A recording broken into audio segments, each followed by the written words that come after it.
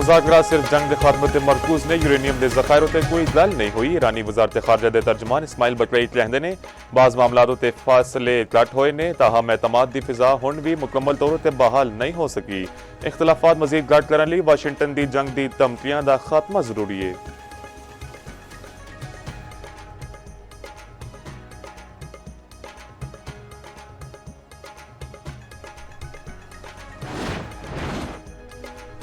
Iran नाल deal तो मुतालिक मसबत इशारे मौजूद ने। पाकिस्तानी हुकाम अज तेहरान का दौरा करनगे। उम्मीद है इहदे नाल पेशरफ्त विच मदद लभेगी। अमरीकी वज़ीर ख़ारजा मार्को रूबियो का कहना है अमरीकी सदर की तरजीह चंगा मुआहिदा करना है। मुआहिदा चंगा ना होया ते दीगर ऑप्शनस मौजूद ने।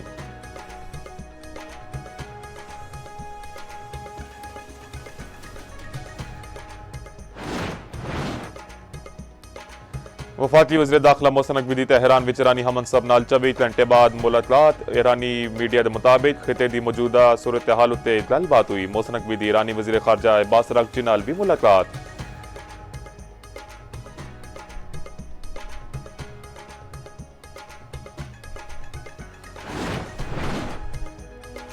असीं ईरान दा अफसोदा यूरेनियम हासिल करांगे। यूरेनियम हासिल करने के बाद उन्होंने मुकम्मल तौर पर तबाह कर देवांगे। अमरीकी सदर डोनाल्ड ट्रंप का दावा। आख्या ईरान नूं जोहरी हथियार बना नहीं दे सकते। जे ईरान ने जोहरी हथियार बना लिया तो ईरान मशरक़ वस्ता में जंग छेड़ देगा।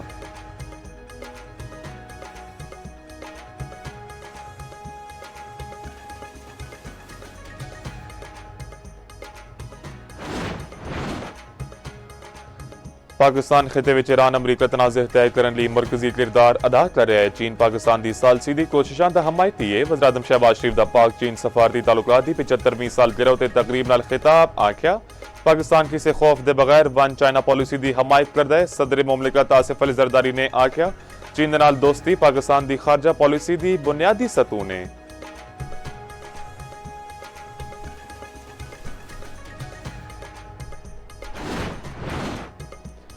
लाहौर समेत मुख्तलिफ शहरों में बूंदाबांदी। ठंडी हवावां चलन नाल गर्मी की शिद्दत विच कमी। मुख्तलिफ शहरों में अज भी बारिश की पेशगोई।